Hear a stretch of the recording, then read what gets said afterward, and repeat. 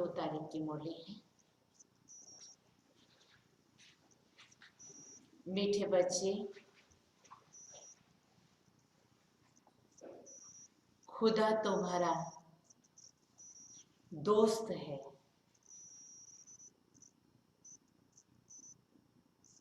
खुदा तुम्हारा दोस्त है। रावण दुश्मन है। रावण दुश्मन है। इसीलिए तुम खुदा को प्यार करते और रावण को जलाते। खुदा को प्यार करते और रावण को जलाते। प्रश्न है, किन बच्चों को अनेकों की आशीर्वाद मिलती है?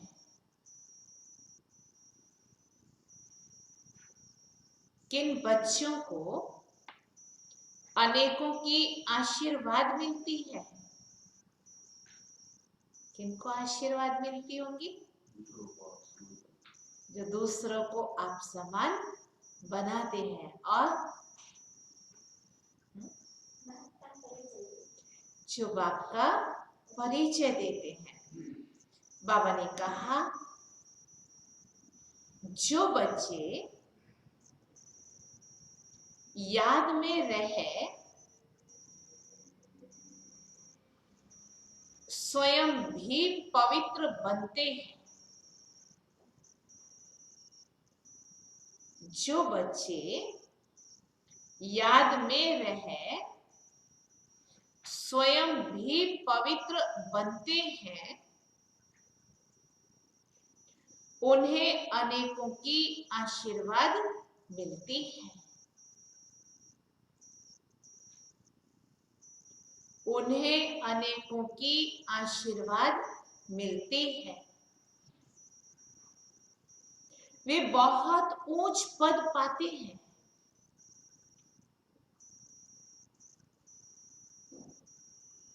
वे बहुत ऊंच पद पाते हैं। बाप तो बच्चों को श्रेष्ठ बनने की एक ही श्रीमत देते हैं।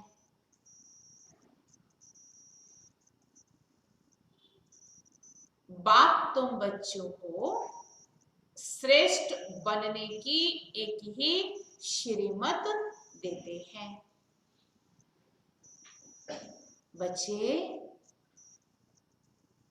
किसी भी देहधारी को याद ना कर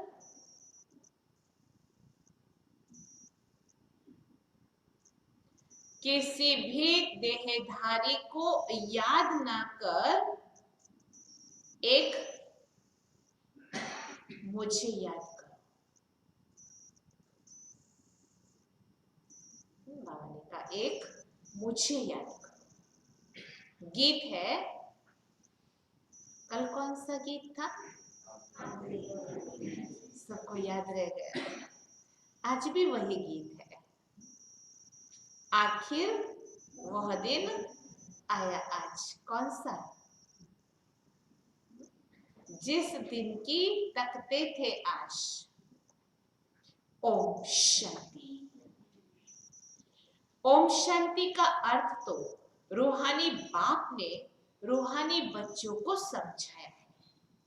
ओम माना मैं आत्मा हूं और यह मेरा शरीर है। आत्मा तो देखने में नहीं आती है। आत्मा में ही अच्छे व बुरे संस्कार रहते हैं। आत्मा में ही मन और बुद्धि है। शरीर में बुद्धि नहीं है। मुख्य है आत्मा। शरीर तो मेरा है। आत्मा को कोई देख नहीं सकते। शरीर को आत्मा देखती है। आत्मा को शरीर देख नहीं सकता है ना, वंडरफुल बात। आत्मा निकल जाती है तो शरीर जड़ बन जाता है। आत्मा देखी नहीं जा सकती, शरीर देखा जाता है। वैसे ही आत्मा का जो बाप है, जिसको ओ गॉड फादर कह पुकारते हैं, वह भी देखने में नहीं आता है। उनको समझा जाता है, जाना जाता है। ज्ञान के विवेक से उसको समझा जाता है, जाना जाता है। हम सब आत्माएं ब्रदर्स हैं। शरीर में आते हैं तो कहेंगे ये भाई भाई है, ये बहन भाई है। आत्माएं तो सब भाई भाई है। आत्माओं का बाप है परम पिता परमात्मा। जिस्मानी भाई बहन एक दो को देख सकते हैं, आत्मा का बाप एक है, उनको देख नहीं सकते। तो अब बाप आए हैं किस लिए? पुरानी दुनिया को नया बनाने। नई दुनिया सतयुग थी, अब पुरानी दुनिया कलयुग है, इनको बदलना। पुरानी दुनिया तो खत्म होनी चाहिए ना, हमको नई दुनिया चाहिए तो पुरानी दुनिया तो खत्म होनी चाहिए ना। पुराना घर खत्म हो, नया घर बनता है ना, वैसे ये पुरानी दुनिया भी खलास होनी है। सतयुग के बाद फिर त्रेता, द्वापर, कलयुग, फिर सतयुग आना ही है। वर्ल्ड की हिस्ट्री ज्योग्राफी रिपीट होती है। सतयुग में होता है देवी देवताओं का राज्य, सूर्यवंशी और चंद्रवंशी उनको कहा जाता है। लक्ष्मी नारायण की डिनास्टी। सूर्यवंशी, चंद्रवंशी उनको कहा जाता है लक्ष्मी नारायण की डिनास्टी, राम सीता की डिनास्टी। ये तो सहज है ना। फिर द्वापर कलयुग में और धर्म आते हैं। कैसे सृष्टि चक्र का बाबा ने हम बच्चों को ज्ञान दे दिया। फिर देवताएं जो पवित्र थे वह अपवित्र बनते हैं, इनको कहा जाता है फिर रावण का राज्य। सब अपवित्र बनते तो उसको रावण का राज्य कहा जाता है। रावण को वर्ष वर्ष जलाते रहते हैं, परंतु जलता ही नहीं है। फिर जलाते रहते हैं। यह है सबसे बड़ा दुश्मन, इसीलिए उनको जलाने की रस्म पड़ी हुई है। भारत का नंबर 1 दुश्मन कौन है? और फिर नंबर 1 दोस्त, सदा सुख देने वाला, वो कौन है? खुदा है। खुदा को दोस्त कहते हैं ना, इस पर एक कहानी भी है ना। तो खुदा है दोस्त और रावण है दुश्मन। खुदा जो दोस्त है उनको कभी जलाएंगे नहीं, वो है दुश्मन। इसीलिए 10 शीश वाला रावण बनाए, उनको हर वर्ष जलाते रहते हैं। गांधी जी भी कहते थे हमको राम राज्य चाहिए। राम राज्य में सुख है, रावण राज्य में दुख है। पराया राज्य हो गया ना, इसलिए का पराधीन सपने हो सुख नहीं। अब ये कौन बैठ समझाते हैं? इतनी सारी बातें समझाई, ये किसने समझाई? हाँ ठीक बताए। और कौन समझा रहे हैं हमको? पतित पावन बाप समझा रहे। शिव बाबा, ब्रह्मा है दादा। बाबा हमेशा सही भी करते हैं, सिग्नेचर करते बाप दादा। प्रजा पिता ब्रह्मा भी तो सबका हो गया, जिसको एडम कहा जाता है। ग्रेट ग्रेट ग्रैंडफादर कहा जाता है और मनुष्य सृष्टि का प्रजापिता कहा जाता है। बीज रूप तो शिव बाबा हो गया, ब्रह्मा बाबा की महिमा बता रहे हैं बाबा। प्रजापिता ब्रह्मा द्वारा ब्राह्मण रचे जाते हैं, फिर ब्राह्मण सो देवता बनते हैं, देवताएं फिर क्षत्रिय वैश्य शूद्र बन जाते हैं। इनको कहा जाता है प्रजापिता ब्रह्मा।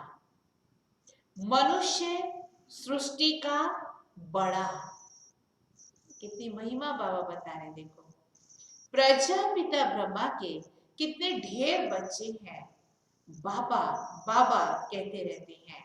ये प्रजापिता ब्रह्मा है साकार बाबा, शिव बाबा है निराकार बाबा। गाया भी हुआ है प्रजापिता ब्रह्मा द्वारा मनुष्य सृष्टि रचते हैं। अब तुम्हारी ये पुरानी खाल है, ये है ही पतित दुनिया, रावण का राज्य। अब रावण की आसुरी दुनिया खत्म हो जाएगी, उसके लिए ही ये महाभारत लड़ाई है। फिर सतयुग में इस रावण राज्य, इस रावण दुश्मन को कोई भी जलाएंगे नहीं, वहां होगा भी नहीं और उसका ज्ञान भी नहीं होगा, तो जलाएंगे कैसे? रावण होगा ही नहीं। कलयुग खत्म हुआ माना कि रावण जलकर खत्म हो गया। अब जो खत्म ही हो गया उसको थोड़ी जलाते, एफिजी तो उसकी जलाई जाती जो जिंदा होता है। विरोध प्रदर्शन करते हैं ना, तो जिंदा लोगों की पुतला बना करके जलाते, मरे हुए का नहीं जलाते। रावण होगा ही नहीं, रावण ने ही दुख की दुनिया बनाई है। ऐसे नहीं जिनके पास बहुत पैसे हैं, बड़े बड़े महल हैं, वो कोई स्वर्ग में बैठे हैं। बाप समझाते हैं भल किसी के पास करोड़ है, परंतु ये तो सब मिट्टी में मिल जाने वाले हैं। नई दुनिया में फिर नई खानियां निकलती हैं। यहाँ का पैसा वहां नहीं ले जा सकेंगे। वैसे भी देखो कोई मरता है तो कुछ भी स्थूल चीजें लेके थोड़े जा सकता है, जिससे नई दुनिया के महल आदि सारे बनाए जाते हैं। वहां तो फिर नई नई खानियां निकलेंगी हीरे सोने आदि की, तो फिर हम नए नए महल बनाएंगे उससे। ये पुरानी दुनिया अब खत्म होनी है। मनुष्य भक्ति करते ही है सदगति के लिए। हमको पावन बनाओ, हम विशेष बन गए हैं। विशेष को पतित कहा जाता है। सतयुग में है ही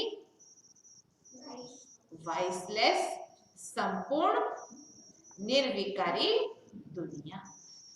वहां बच्चे योग बल से पैदा होते हैं, वहां विकार होते ही नहीं है। न देह अभिमान है, न काम क्रोध लोभ मोह आदि विकार होते। इसीलिए वह रावण को कभी भी जलाते नहीं।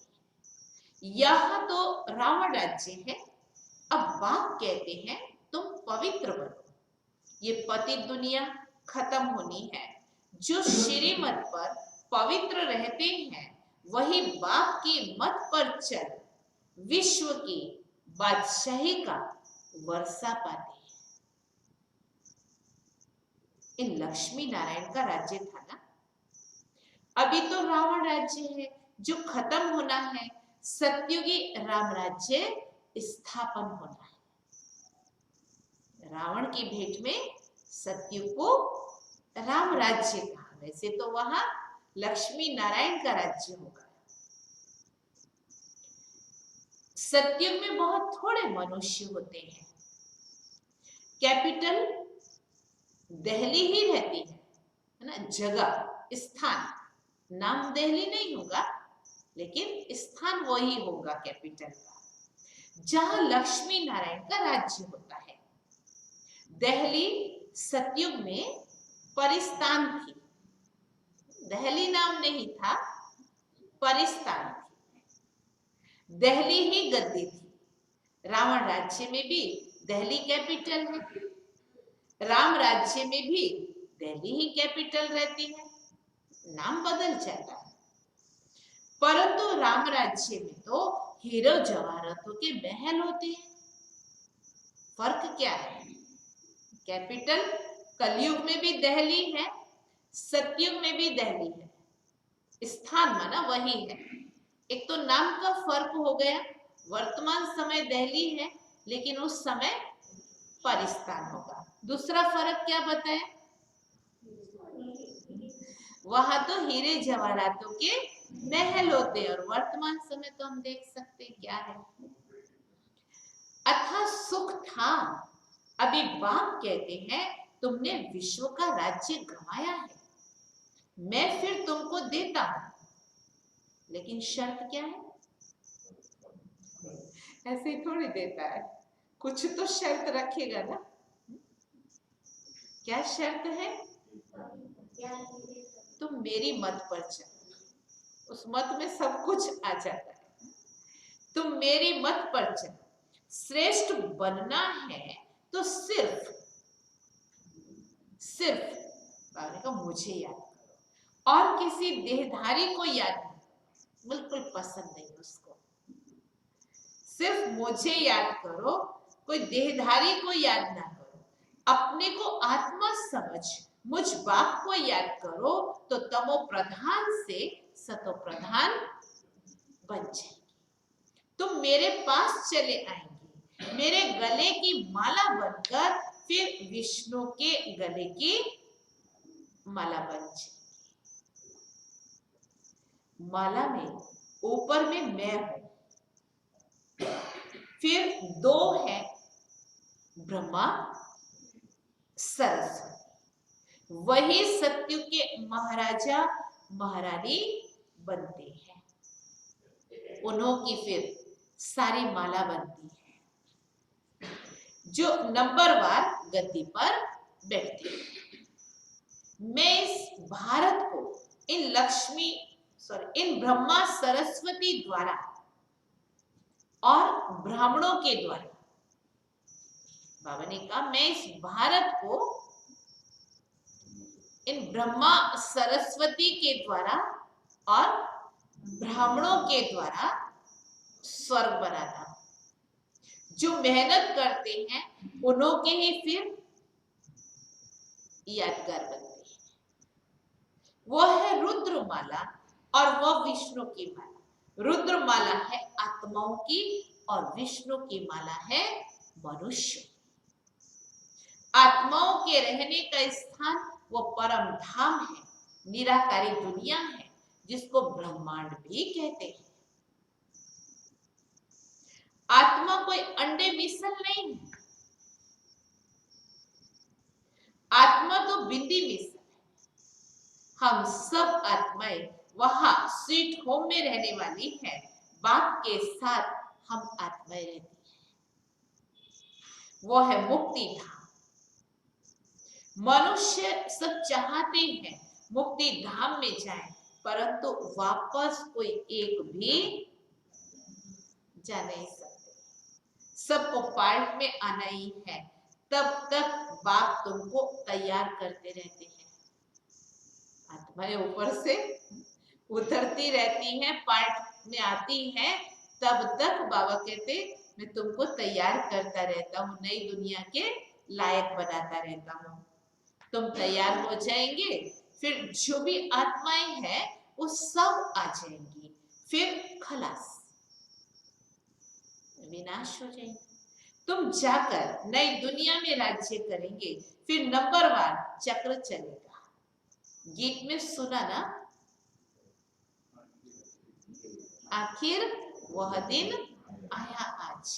तुम जानते हो जो भारतवासी अब नरकवासी है, वह फिर स्वर्गवासी बनेगी।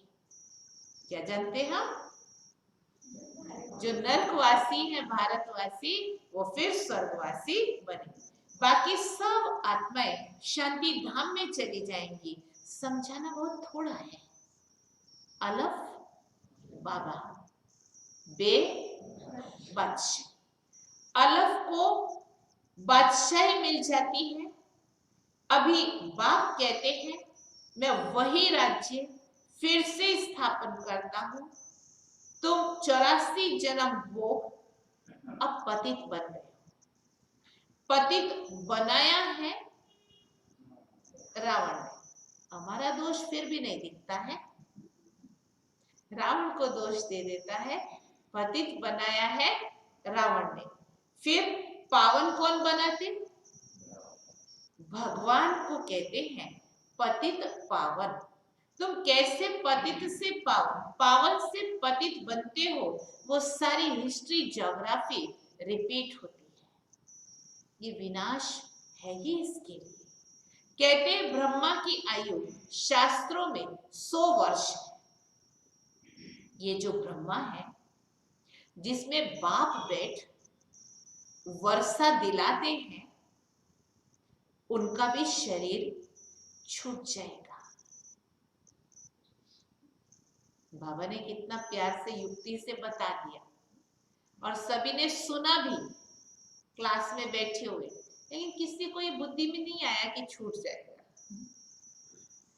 आत्माओं को बेट, आत्माओं का जो बाप है वो समझाते हैं मनुष्य मनुष्य को पावन बना ना सके। देवताएं कभी विकार से पैदा नहीं होते हैं, पुनर्जन्म तो सब लेते हैं ना। बाप कितना अच्छी तरह से समझाते हैं कि कहा तकदीर जग जाए। बाबा की हम बच्चों के प्रति कितनी शुभ भावना है, तो समझाते हैं कहा बच्चों की तकदीर जग जाए। बाप आते ही हैं मनुष्य मात्र की तकदीर जगा। सब पतित दुखी है ना, त्राही त्राही कर विनाश हो जाएंगे।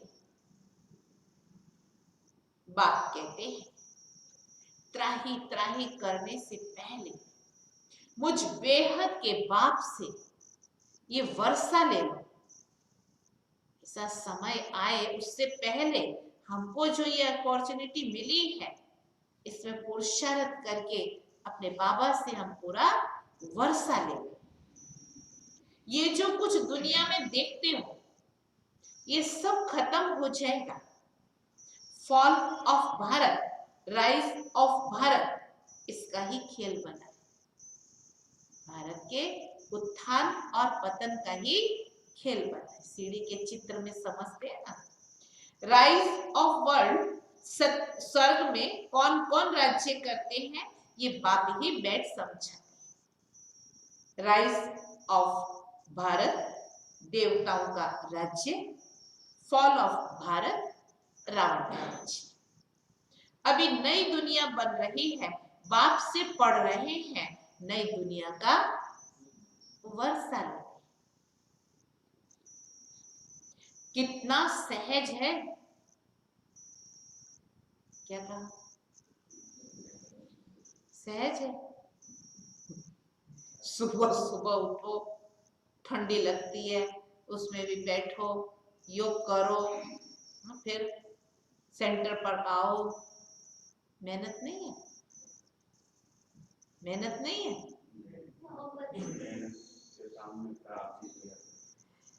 प्राप्ति बहुत है, और आंतरिक खुशी जो मिलती है उससे ऑटोमेटिक होता है।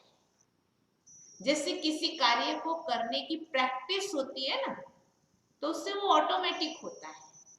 उसको सोचना भी नहीं पड़ता, मेहनत भी नहीं करनी पड़ती है, और करने के बाद उसको खुशी बहुत मिलती है। इसी तरह से हमारे ब्राह्मणों की ऐसी दिनचर्या जो बाबा ने बनाई है, वो ऑटोमेटिक हमारे जीवन में नेचुरल हो गया है। अगर इस दिनचर्या से हट करके कुछ होता है ना, तो शायद मुश्किल अनुभव होता है। तो बाबा ने कहा बहुत सहज है। ये है मनुष्य से देवता बनने की पढ़ाई। ये भी अच्छी रीति समझना है कौन कौन से धर्म कब आते हैं। द्वापर के बाद ही और धर्म आते हैं। पहले सुख भोगते हैं, फिर दुख। ये सारा चक्र बुद्धि में बिठाना होता है, जिससे तुम चक्रवर्ती महाराजा महारानी बनते हो। सिर्फ अलफ और बे को समझना है। अब विनाश तो होना ही है, हंगामा इतना हो जाएगा जो विलायत से भी फिर आ नहीं सकेंगे। यहाँ के यहाँ, वहां के वहां, थोड़ा सा तो अनुभव कराया ना। इसीलिए बाप समझाते हैं भारत भूमि सबसे उत्तम है, जबरदस्त लड़ाई लगेगी, फिर वहां के वहां ही रह जाएंगे। 50-60 लाख भी देंगे तो भी मुश्किल आ सकेगी। भारत भूमि सबसे उत्तम है जहां बाप आकर के अवतार लेते हैं। शिव जयंती भी यहां मनाई जाती है। सिर्फ कृष्ण का नाम डालने से सारी महिमा ही खत्म हो जाए। सर्व मनुष्य मात्र का लिबरेटर यहां ही आकर के अवतार लेते हैं। शिव जयंती भी यहां मनाते गॉड फादर ही है जो आकर के यहां लिबरेट करते हैं। तो ऐसे बाप को ही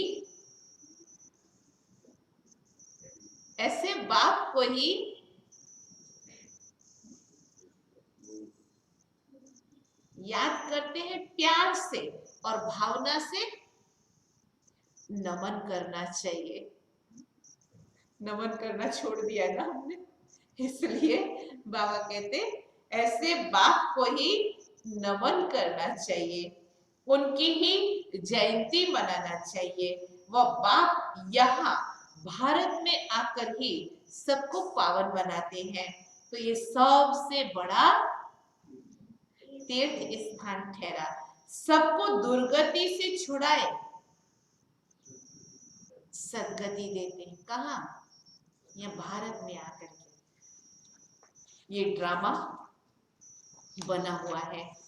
अभी तुम आत्माएं जनती हो, हमारा बाबा हमको इस शरीर द्वारा ये राज समझा रहे हैं। हम आत्मा इस शरीर द्वारा सुनते हैं। आत्मा अभिमानी बनना है, अपने को आत्मा समझ बाप को याद करो तो कट निकलती जाएगी और प्योर बन जाएंगे। और क्या होगा? बाबा ने कहा तुम बाप के पास आ जाएंगे। जितना याद करेंगे उतना पवित्र बनेंगे, औरों को भी आप समान बनाएंगे तो बहुतों की आशीर्वाद मिलेगी, ऊंच पद पालेंगे। इसीलिए गाया जाता है सेकंड में जीवन मुक्ति। अच्छा, मीठे मीठे सिकिलदे बच्चों प्रति माता पिता बाप दादा का याद प्यार और गुड मॉर्निंग। रूहानी बाप की रूहानी बच्चों को नमस्ते। हम रूहानी बच्चों की रूहानी बाप को याद प्यार, गुड मॉर्निंग और नमस्ते। धारणा के लिए मुख्य सार है, पहली पॉइंट, श्रीमत पर पवित्र बन, श्रीमत पर पवित्र बन, हर कदम बाप की मत पर चल, हर कदम बाप की मत पर चल, विश्व की बादशाही लेनी है, विश्व की बादशाही लेनी है। बाप के समान दुख हरता सुख करता बनना है।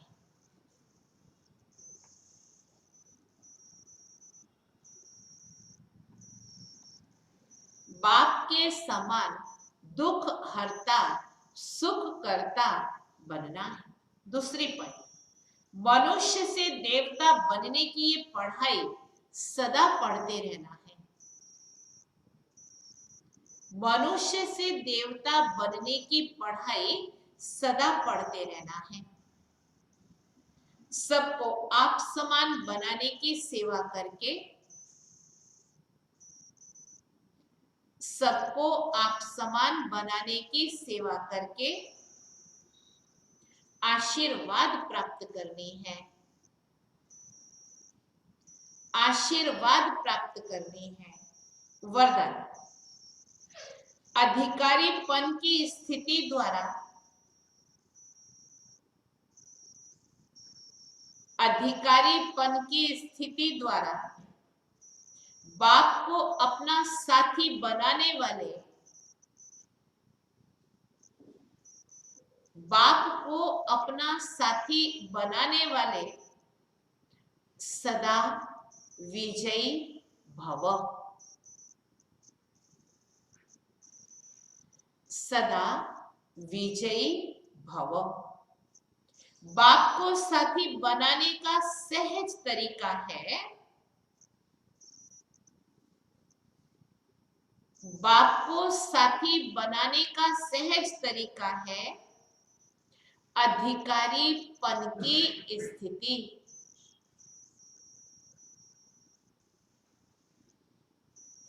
अधिकारीपन की स्थिति। जब अधिकारीपन की स्थिति में स्थित रहते हो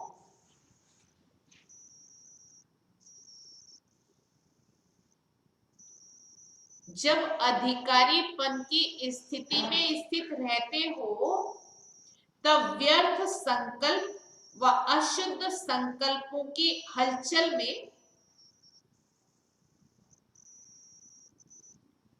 तब व्यर्थ संकल्प व अशुद्ध संकल्पों की हलचल में व अनेक रसों में बुद्धि डगमग नहीं होती,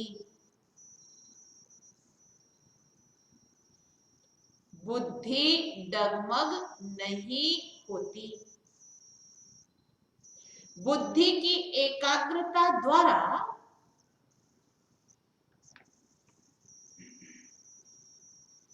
बुद्धि की एकाग्रता द्वारा सामना करने, परखने व निर्णय करने की शक्ति आ जाती है। बुद्धि की एकाग्रता द्वारा सामना करने, परखने व निर्णय करने की शक्ति आ जाती है, जो सहज ही माया के अनेक प्रकार के वार से विजयी बना देती है, जो सहज ही माया के अनेक प्रकार के वार से विजयी बना देती है। स्लोगन, राजयोगी वह है, राजयोगी वह है जो सेकंड में सार से विस्तार और विस्तार से सार में जाने के अभ्यासी है, जो सेकंड में सार से विस्तार, कोई भी ज्ञान के पॉइंट को मनन चिंतन विस्तार से कर सकते हैं, और विस्तार से सार, कोई भी ऐसी बात होती है तो फुल स्टॉप लगाने के अभ्यासी, विस्तार से सार में जाने के अभ्यासी है। सोमान है, मैं साक्षी स्वरूप, मैं साक्षी स्वरूप अपने हर संकल्प को, हर कार्य को अव्यक्त बल से, अव्यक्त रूप द्वारा वेरीफाई करा, अपने हर संकल्प को, हर कार्य को अव्यक्त बल से, अव्यक्त रूप द्वारा वेरीफाई करा, साथी और साथ के अनुभव से, साथी और साथ के अनुभव से बाप समान साक्षी अर्थात न्यारा और प्यारा बनना है। बाप समान साक्षी अर्थात न्यारा और प्यारा बनना है। अभी ट्रैफिक कंट्रोल करेंगे और फिर उसके बाद मुरली रिवाइज करेंगे, ठीक है।